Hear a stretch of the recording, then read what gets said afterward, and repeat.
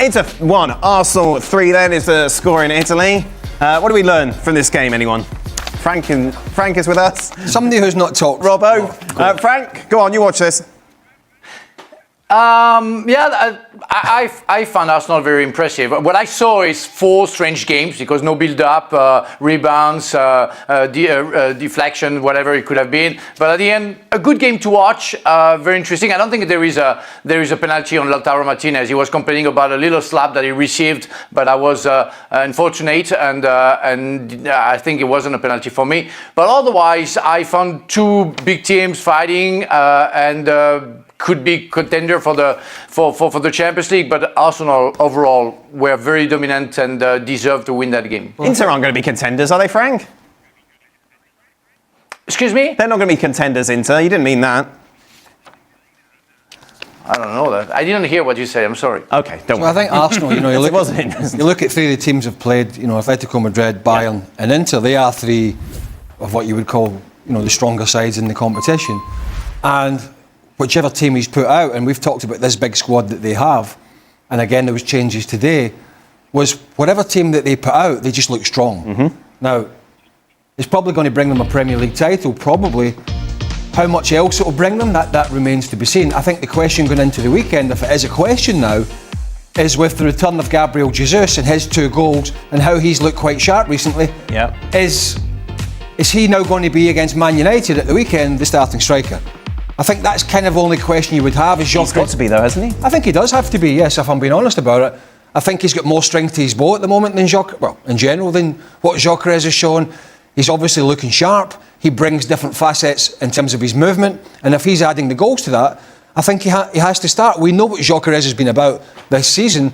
And he hasn't always had the service that he would have wanted, but it's hustle, bustle and chasing the channel and fighting with defenders. And if we're being honest, it looks kind of a little out of place in this Arsenal side, so I wouldn't be surprised if Gabriel Jesus started up front at the weekend with Gyökeres on the bench. But as a general rule of thumb, this Arsenal side, I don't think at this moment in time anybody from back to front in Europe looks stronger, but that doesn't mean they're going to win the competition. It just means currently they've got several players for all these different, from defence to midfield to the forward line. They've got a bulk of players they can put in, and it doesn't really damage the performance too much. Yeah, you make 7 changes to a side that won in the Premier League, and yet you win this as convincingly as they did. As Craig's 100% right, this is the most complete squad you've got in Europe. And I think that is the headline for me if I'm Arsenal and anybody that follows this team. When we were previewing this match, the conversation, what is Arteta going to do? Is he going to rotate the team? Because, it's Manchester United over the weekend, and it's far more important, that match, because of the Premier League, and that their status would not have changed in Champions League because they have been perfect up until this point. Well, he says, I'll rotate my team, and it really doesn't matter.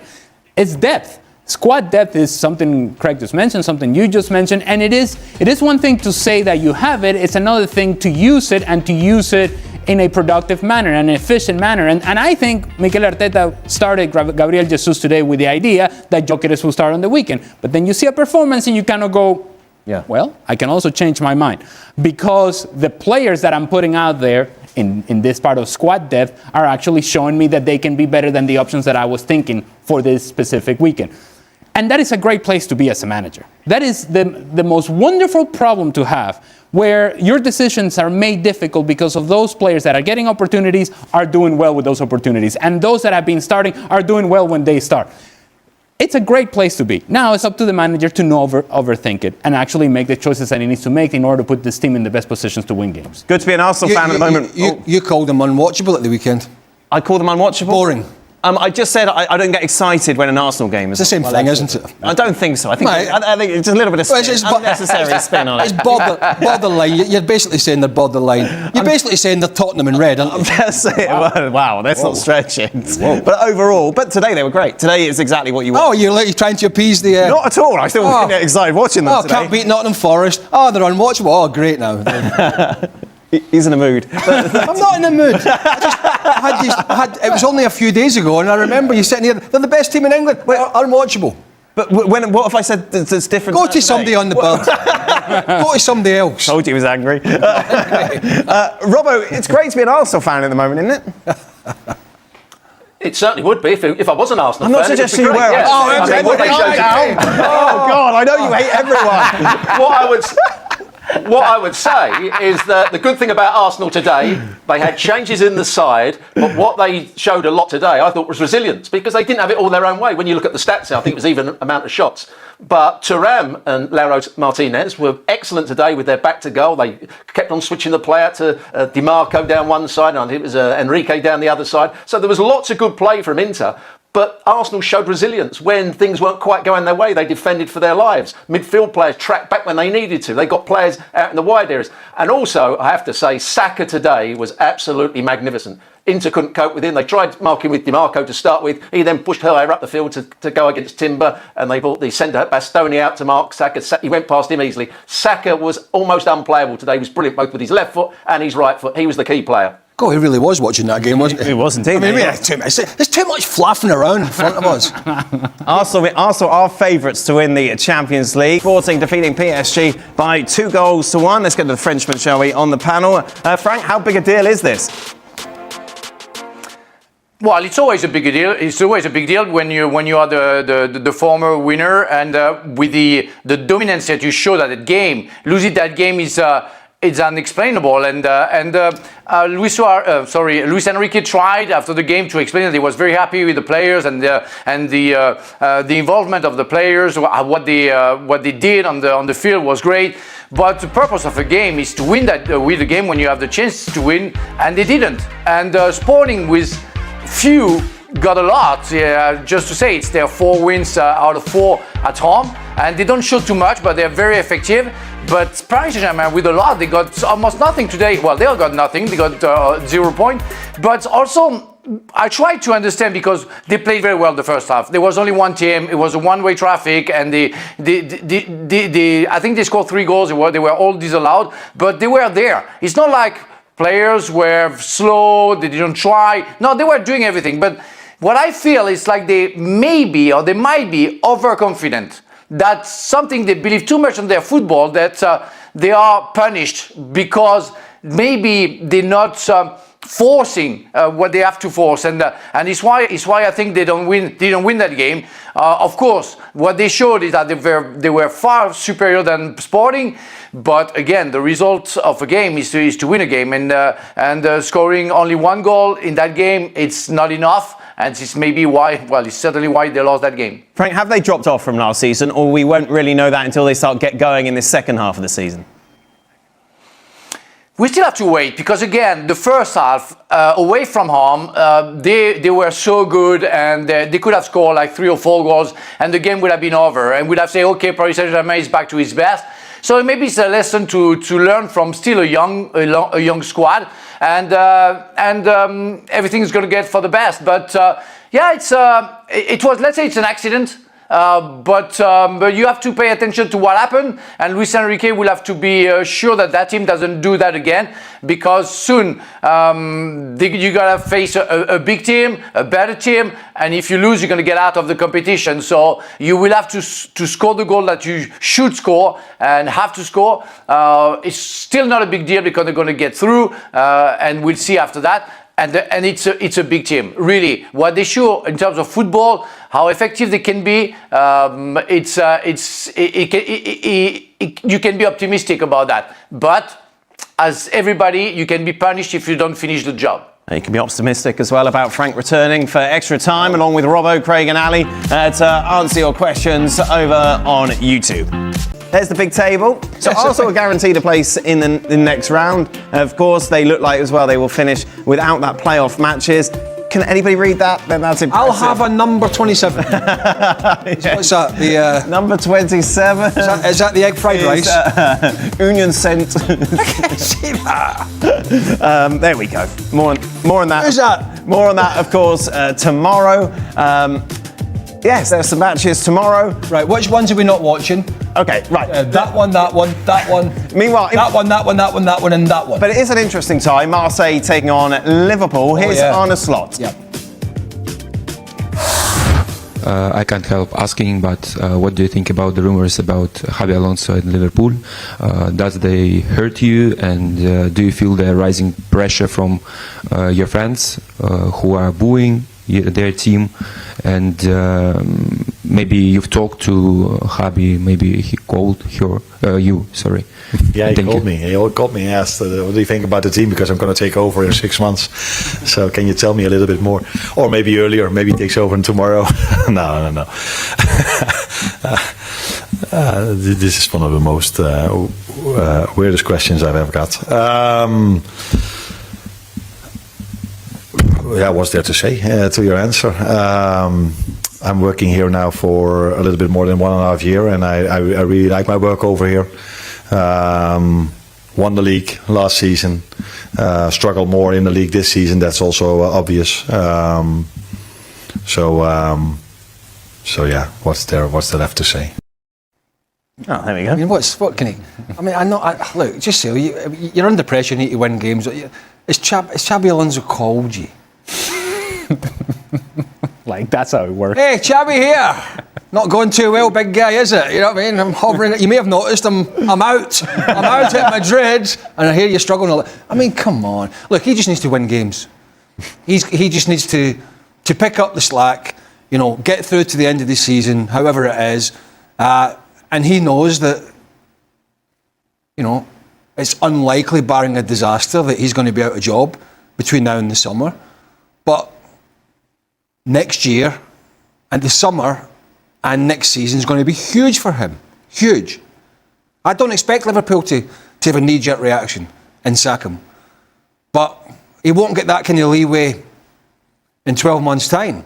But yeah, there's Xabi Alonso's out of work. Xabi Alonso played at Liverpool. Xabi Alonso has had a successful career up until Real Madrid with Bayer Leverkusen. Those rumours are going to swirl around. But has Xabi Alonso phoned you? He should just have said to that guy, just shut up. Mikel Arteta's work at Arsenal is being viewed in an even brighter light after the recent coaching shakeups elsewhere.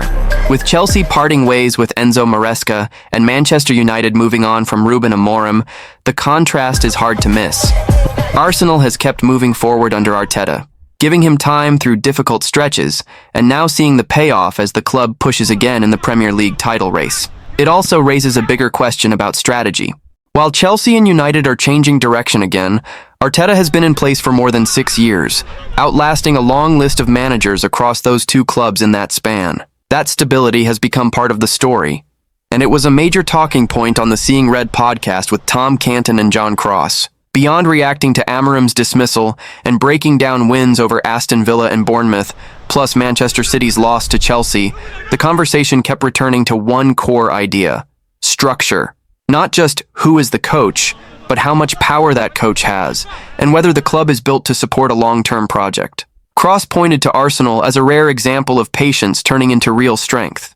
He argued that Arsenal's willingness to back Arteta through the messy early phases helped create the stable position they're in now, and that this kind of time and support investment is what can turn a club into something truly solid. Canton's response was sharp and honest. Arteta's arc, he said, has almost become a problem for other clubs, because it tempts them to keep coaches they probably shouldn't.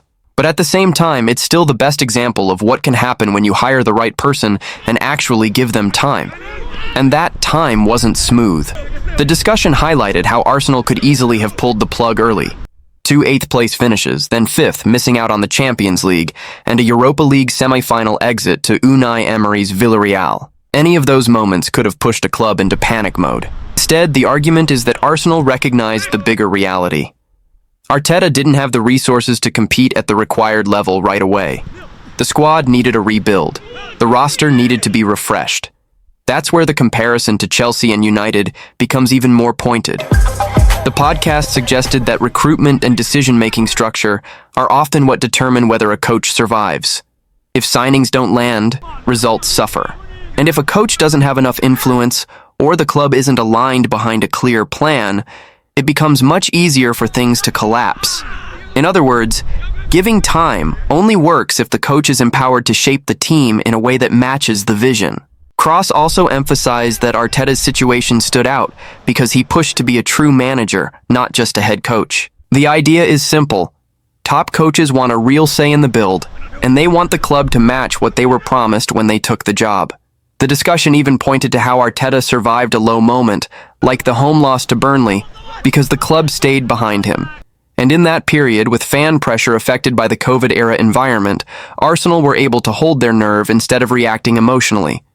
Meanwhile, the big unknowns now shift back to Chelsea and Manchester United. Who replaces Amorim? And how will the next chapter look at Chelsea? The answers may come sooner than people expect. But for Arsenal, the reality stays the same. They're stable, they're moving forward, and they're still in the title chase, while others are starting over again. And that contrast can shape how people judge every manager in the league. Because when two massive clubs hit the reset button again, it forces the same question Cross raised on the show. Is the quick switch actually fixing the problem, or just delaying the real work? The bigger takeaway from the discussion is that time isn't a magic solution by itself. It only becomes valuable when the club's structure supports the plan. And when the coach has the influence to push the squad in the direction he believes it needs to go. That's why the distinction between head coach and manager kept coming up. The podcast point is that if a coach is expected to own the results, he usually wants a meaningful say in the decisions that shape those results. And if he doesn't get that, patience alone won't save him. That's also where Arteta's early struggles get reframed. Those finishes and setbacks could have become a reason to panic. Instead, they became evidence of why alignment matters, because Arsenal chose to treat them as part of a build, not a final verdict. And once the squad was reshaped the way the club believed it needed to be, the results started to reflect that long-term approach. So the repercussions aren't just about Arsenal looking stable, it's about how stability changes your margin for error. When you don't reset every year, you're not constantly starting from zero. You're building on decisions, learning from setbacks, and keeping a clearer identity. For Chelsea and Manchester United, the immediate consequence is obvious. They're changing direction again, which means the next appointment carries even more weight. Because every new coach isn't just judged on results. He's judged on whether the club is finally giving him the structure and authority that the role demands. That's why the question at the end matters so much. Who will replace Amorim? And how will Liam Rosenior do at Chelsea? Because those answers will test the exact theme the show kept returning to. Time, support, structure, and control. And for Arsenal, it's a different kind of pressure. Stability doesn't guarantee trophies, but it does keep you in the fight longer. And right now, while others restart, Arsenal get to stay focused on what they're already doing, chasing the Premier League title.